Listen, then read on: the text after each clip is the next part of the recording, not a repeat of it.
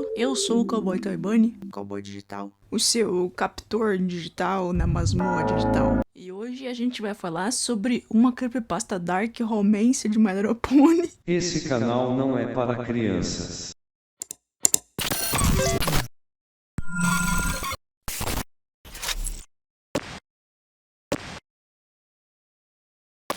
Atenção para os avisos de gatilho na tela, atenção, olha aí, atenção, atenção. Se você acompanha os outros vídeos de My Little Pony, você já deve saber que eu tenho uma grande falha de caráter que é gostar do Blue Blood. Sim, o par romântico da Rarity que não é tão romântico e nem tão par.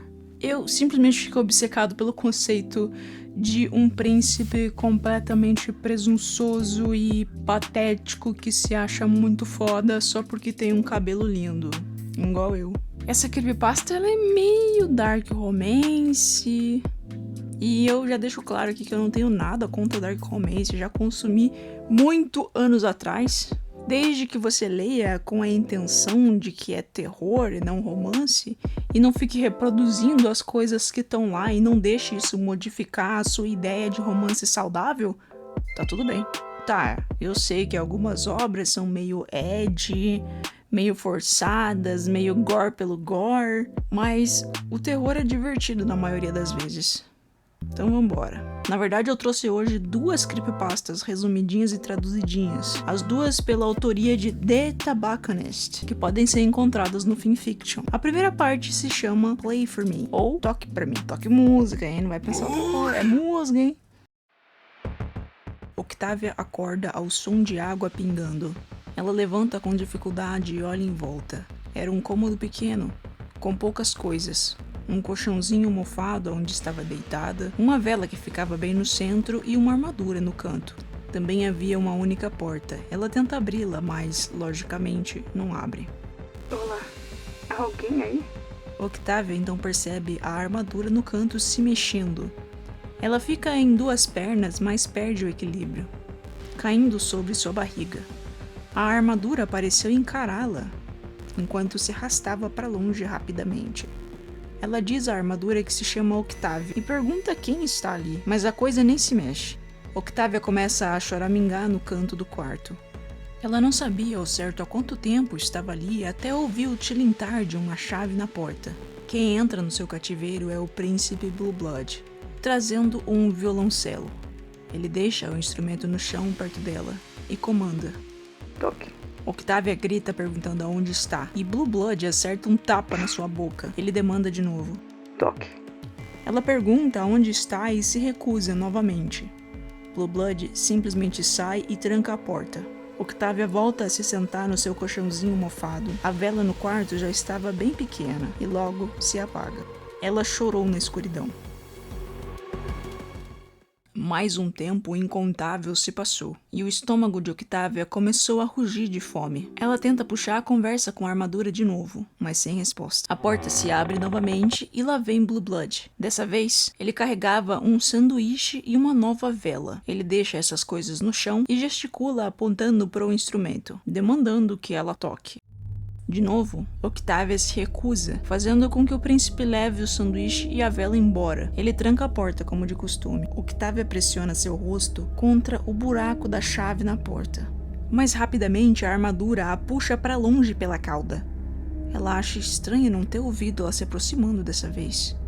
Ela tenta se comunicar de novo, criando um sistema de ruído metálico para sim e dois ruídos metálicos para não, para conseguir se comunicar com a armadura, mas o silêncio permanece. O seu captor retorna algumas horas depois. Novamente, ele trazia um sanduíche e uma vela, e manda que ela toque o cello. Octavia encara o sanduíche, então pega o instrumento. Ela toca algumas notas, mas fica emputecida pela falta de comida. Poxa, o cara trouxe só um sanduíche?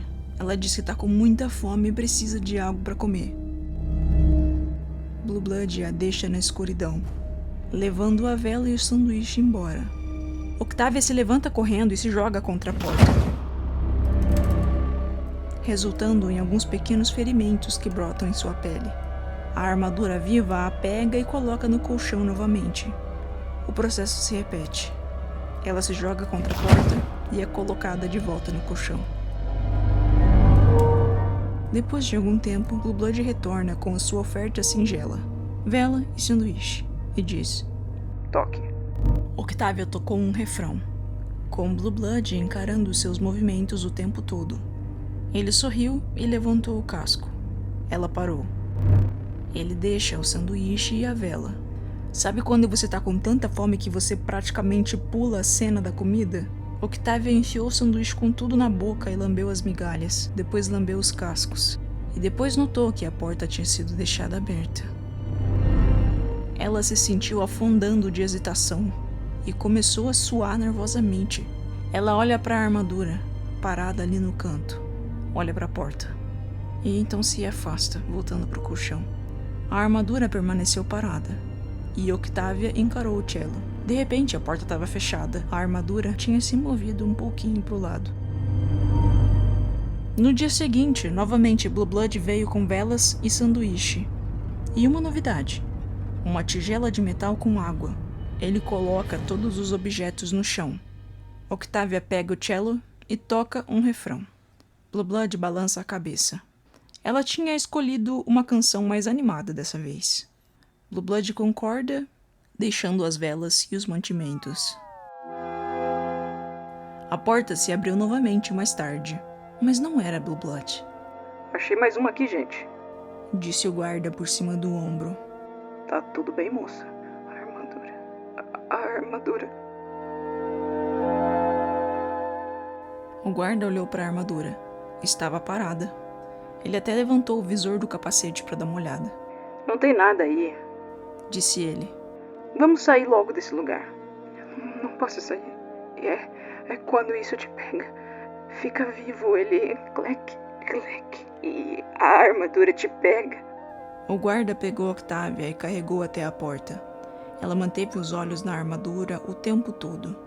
Eles passam pelo pátio e dúzias de guardas estavam bagunçando o gramado do quintal de Blue Blood. Tinha um deles anotando em um livro grosso.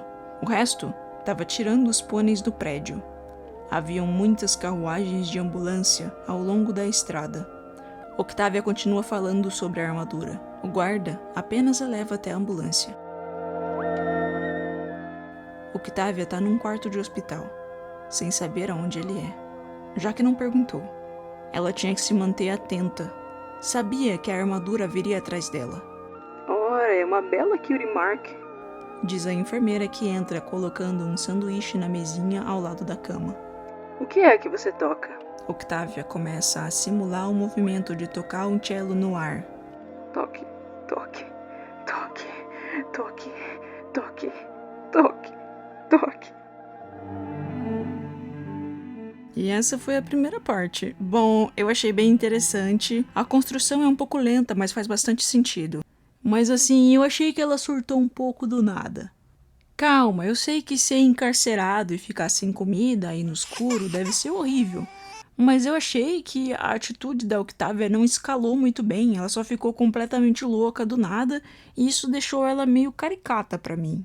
Mas, se fosse só um capítulo, seria o suficiente pra chamar minha atenção. Então vamos para a segunda parte. Blue Blood's Pet. Ela só tem um capítulo também. Não sei se essa era a intenção da pessoa que escreveu, mas talvez ela tenha dropado, sei lá. Começamos com o príncipe Blue Blood caminhando pelo jardim. Ele não se importava muito com jardins, mas estava ali por uma razão. Vê o seu primo passando vergonha. Fancy Pants passeava com um cachorrinho em uma coleira e guia. O cachorrinho passa por entre suas pernas, fazendo com que ele caia. Não é assim que se maneja um cachorro. Diz Blue Blood, ajudando ele a desenrolar a guia. Você precisa estar no controle, constantemente. Fancy Pants responde que já viu o primo lidando com animais e quase cruzava a linha entre maus tratos. Realmente, eu acho que nem todas as pessoas têm inteligência e discernimento suficiente para lidar com animais. Blue Blood diz que não, com um ar snob. Ele diz que, inicialmente, você precisa manter a rédea curta, ordem simples e um tom firme. O cachorro latiu como se concordasse e se colocou próximo dele, devido à guia curta, levemente ofegante.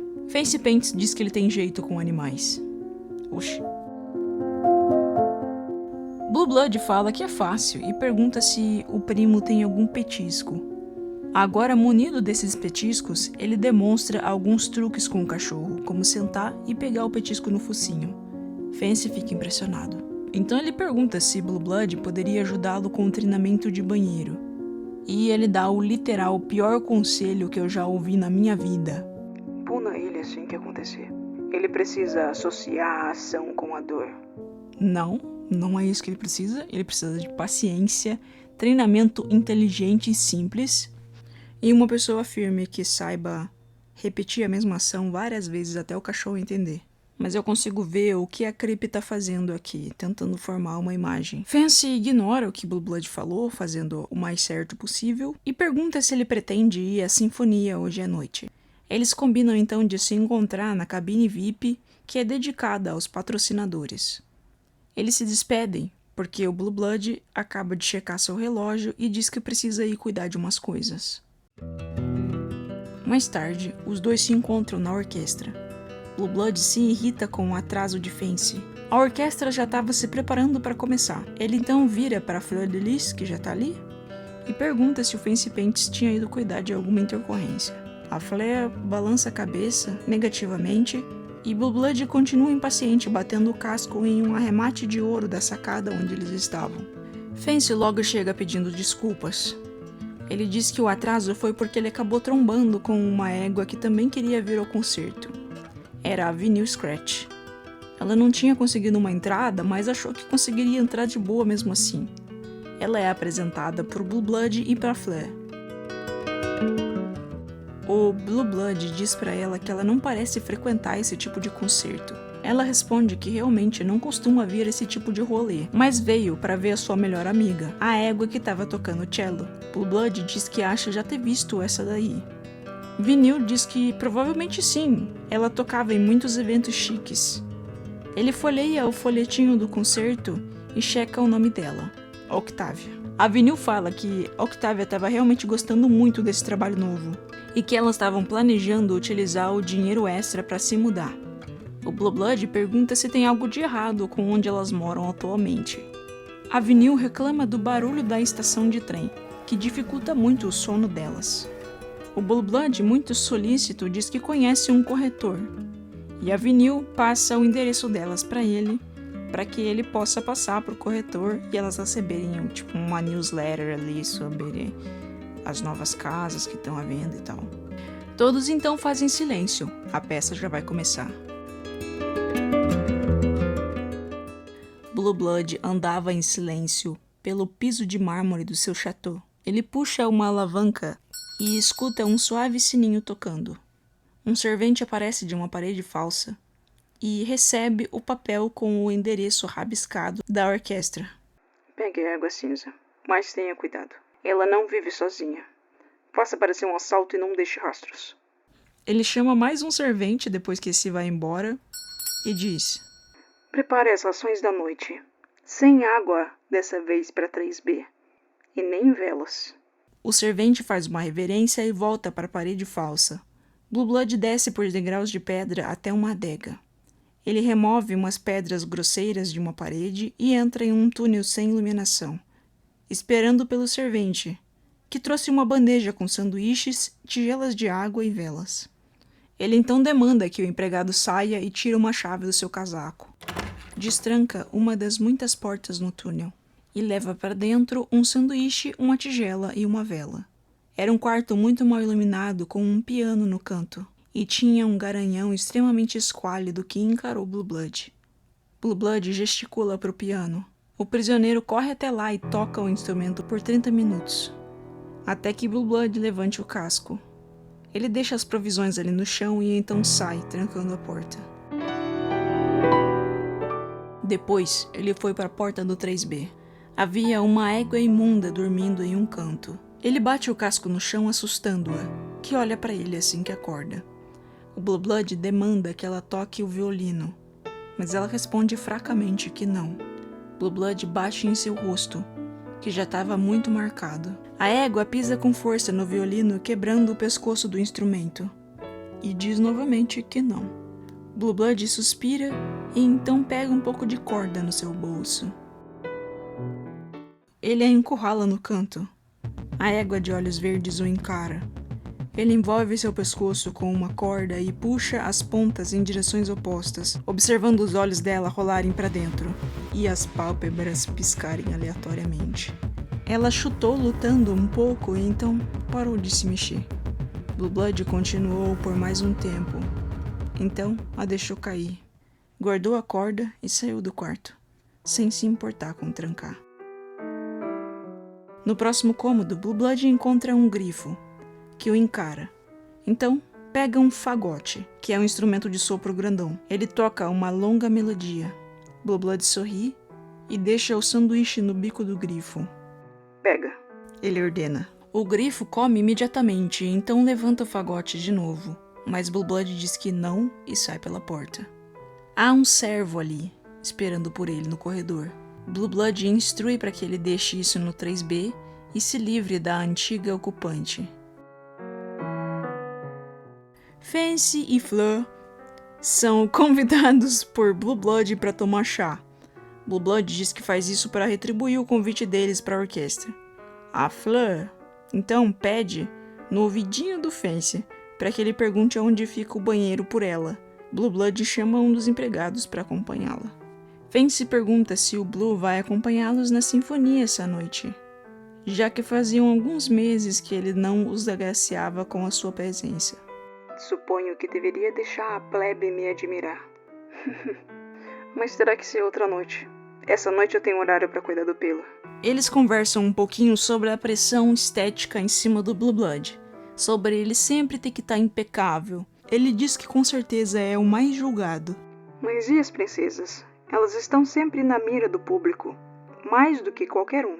Sim, no entanto, as crinas delas parecem ser feitas com magia. Oh, eu vou escovar a minha crina. Espere, já está feito. Sim, magia. Fancy ri da brincadeira e diz que isso é meio inapropriado.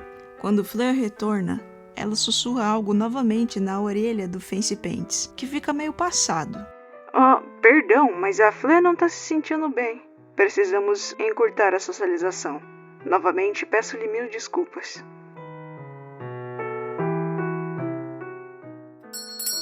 Blue Blood toca o sino novamente, mas ninguém vem. Ele então olha em volta e joga o sino no pátio. Um servente cata do chão e trota para perto do seu mestre. Blue Blood pergunta a ele onde está o Sr. Casco. Ele sumiu aparentemente, mas eles o encontram rápido. Caído na adega, perto da abertura do túnel. Blue Blood fica preocupado e pede para se livrarem das evidências. Agora.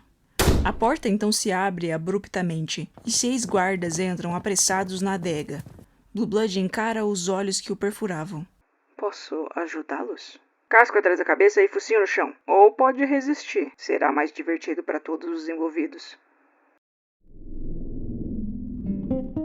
Blue Blood escolheu a primeira opção.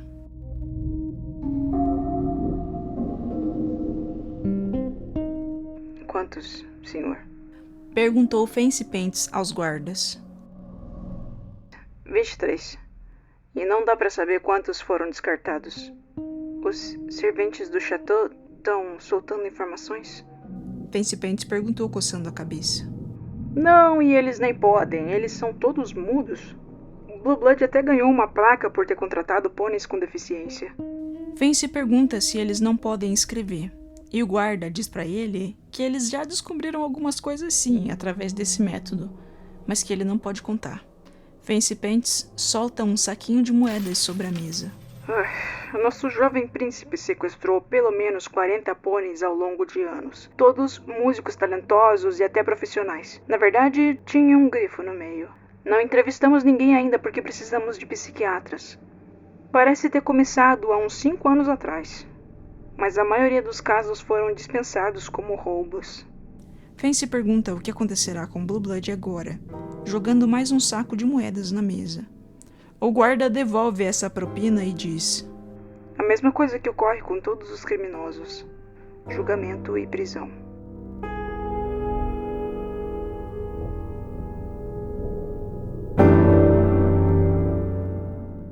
Blue Blood sentou-se em uma das mesas grosseiras da cafeteria. Estava cercado por uma grande variedade de tipos de desagradáveis. A maioria consideravelmente maior do que ele. Um grande pônei terrestre se aproxima e coloca o casco em sua crina. Ele encara o garanhão de uniforme laranja. Você até que é bonitinho, né?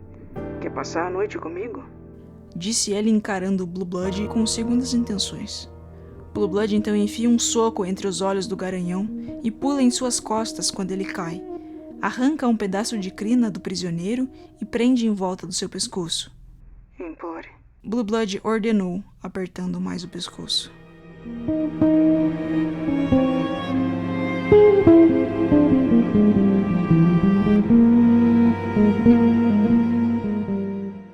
Ai, gente, chega, para a gravação.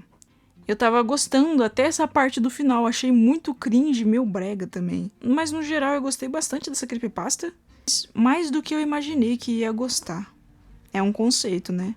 E eu fiquei muito feliz que não teve partes sexuais desnecessárias. Tá tudo bem no subtexto. E sim, você deve estar pensando, mas sim, com certeza um cara da cadeia perguntaria: quer passar a noite comigo? Eles são conhecidos por serem muito galantes e educados, né? Não, mas tem mais uma coisa que ficou na minha cabeça. Que depois da tentativa de assalto, a pessoa que mora ali com certeza vai ligar pra polícia. Tipo, porque a colega de quarto dela sumiu. No caso da Vinil, né? Mas em outros casos, tipo, alguém vai notar que essa pessoa não voltou pra casa. Não é possível que vão deixar só a ocorrência de roubo, mano. E se as pessoas moram sozinhas, quem que tá fazendo essa ocorrência de roubo? A polícia não vai tentar contactar quem é que mora ali, se a pessoa não tá mais ali, pra saber o que foi roubado, como é que rolou. Tipo, isso pra mim foi a maior falha que me deixou, tipo, ah, então tá bom. O ritmo da primeira história eu achei um pouco paia. Tipo, podia ter focado em coisas mais legais do que só, ele chegou, olhou pro chão, olhou pra mesa, olhou pro cadeira. E não desenvolve. Quando vai desenvolver, já acabou. Então acho que essa creepypasta foi curta demais, hein? Mas enfim, essas foram as impressões do vídeo de hoje. Hello? São quase 2 da manhã. E eu percebi que eu não tentei refazer a história da minha cabeça. Vamos ver o que eu poderia fazer. Eu gosto desse conceito BDSM sutil, dele ter os bichos em cativeiro. Acho bem interessante. Principalmente que ele parece ter criado todo um método e coisa e tal. Acho que se eu fosse escrever, eu tentaria encontrar um motivo pro Blue Blood. Talvez a falta de habilidade social dele, ou talvez ele tenha esse interesse profundo por música, mas total incapacidade de executar bem alguma coisa musical, e ele faça isso por inveja. Ou talvez ele tenha um plano maior, tipo procurando o músico perfeito pra produzir uma peça que ele mesmo escreveu, mas ele não toca instrumento nenhum, então sei lá. Eu acho que fazendo um trabalho tão minucioso quanto ele fez, construindo um cativeiro e criando métodos, teria que ter um porquê por trás disso. Não só ele exercer a sua necessidade de dominância. Mas se fosse esse o motivo também seria legal, só precisava ficar um pouco mais claro, né? Outra coisa que eu achei que a Octavia aqui foi um pouco dispensável. Tipo, se fosse um OC que faz parte da orquestra, poderia ter sido porque não tem nada de personalidade aqui. Mas eu também não conheço muito da personalidade da Octavia. Eu vejo mais ela nas creepypastas do que na série. Então, não sei, eu tô na 4ª temporada, então talvez ela brilhe ainda em algum momento que eu não vi. Eu 100% cortaria essa parte da prisão, mas eu achei interessante ter uma parte na prisão, porque geralmente os vilões, eles nunca são pegos nessas creepypastas, né? Então, talvez um segmento dele meio psicose na prisão, falando assim, eles nunca vão conseguir me atingir, porque eu vou sair daqui rapidinho com todo o dinheiro e prestígio da minha família. E ele, tipo, num lugar, assim, super arrogante, superior, enquanto tá, tipo, na solitária, porque, sei lá, já eliminou 3 cabras que olharam torto pra ele. E afundou, assim, a sua chance de ser livre. Mas acho que ele não teria chance de qualquer maneira. 23 pôneis é muito. Outra coisa que eu gostei aqui é que não tem absolutamente nenhum pônei protagonista. Pegaram só os backgrounds. Eu gostei da participação da Vinil. Acho que eu faria isso. Não mudaria muita coisa, não. Da ideia-chave, né? Teria escrito completamente diferente, focando em outros tipos de coisa. Tipo, qual é a sensação da Octavia? Qual é a angústia dela de estar ali? Tipo, ela tá com medo do que pode acontecer ou ela tá só puramente em terror por estar num lugar desconhecido? Eu acho muito interessante trazer esse tipo de aspecto, tipo, como o personagem tá se sentindo, porque tudo que acontece ao nosso redor tem uma reação. E eu tento pensar muito nisso quando eu tô compondo NPCs e personagens no geral de RPG. Tipo, tudo que os personagens que estão jogando fazem tem uma reação nos NPCs, nem que seja mera indiferença. Então eu tentaria pensar nisso. E talvez explorar um pouco desse lado das armaduras. Com certeza o Blue Blood fez elas com magia. Qual é a relação dele com magia? Ele é bom? Ele desenvolveu algum feitiço? Ele teve que pegar um feitiço de alguém? E qual é a situação da casa dele? Ele mora sozinho com 300 milhões de empregados? Mas por que ele tá sozinho? E se ele gosta tanto de cachorros, por que ele não tem cachorros? E só gente? Seria interessante ele ter cachorros que ficassem guardando a mansão para ser um fator extra de medo para quem vai fugir. E o que a Fleur viu no banheiro de tão escabroso? Porque com certeza ela viu alguma coisa, mano. O que ela viu? E qual é o sentimento dos empregados sobre toda essa situação? Dá pra expandir muito esse conceito, porque ele já é bom por si só. E eu também achei essa creepypasta muito respeitosa no jeito dela, sabe? Porque poderia ter ido pra um lugar super subterrâneo. Mas enfim, acho que é isso que eu teria feito de diferente. Não se esqueça de dar uma olhada na minha tabela de Commission de Pônei, que agora está pronta e oferece desconto para os assinantes. Também vire assinante para você poder ver os vídeos extras e participar do Discord. Enfim, por hoje foi isso. Eu tô com uns projetos meio grandes, então eu fiz esse aqui mais para ter um respiro, criar uma coisinha mais rápida. É isso, obrigado por verem e tchau.